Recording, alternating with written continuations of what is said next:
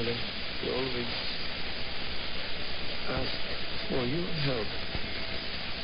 You are our only hope. Without you, we cannot continue.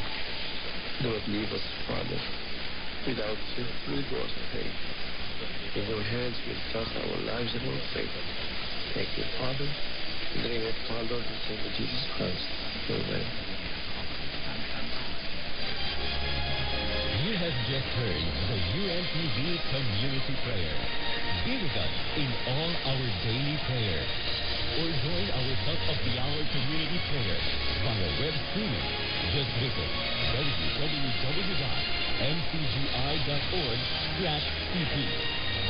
Building a prayerful nation through broadcast evangelization.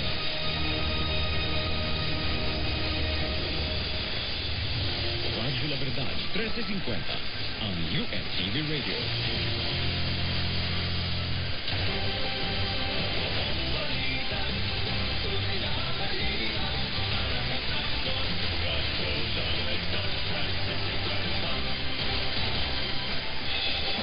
Ang istasyong hatid ay totoong balita at hanggang maglingkod sa inyo.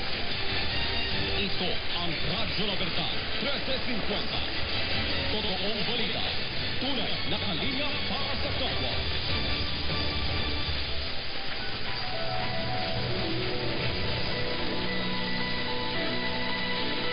Ito ang himpilang UNTV Radio, Radyo La Verdad 1350 sa AM Band.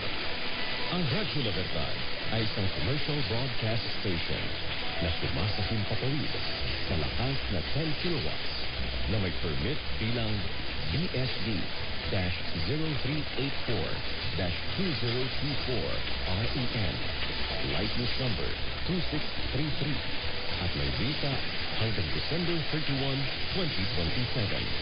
Ang Radyo La Verdad transmitter ay matatagpuan sa Barrio Luzon, Malabon City.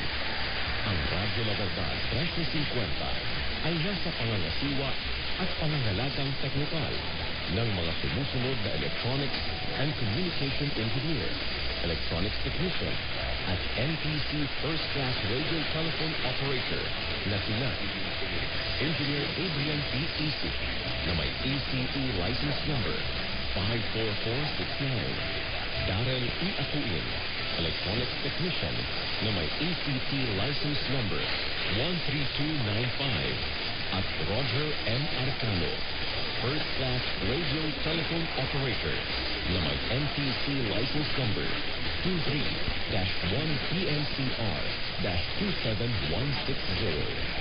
Ang Radyo La Verdad 1350 ay pansamantalang nagwawakas ng pagsasahing patawid.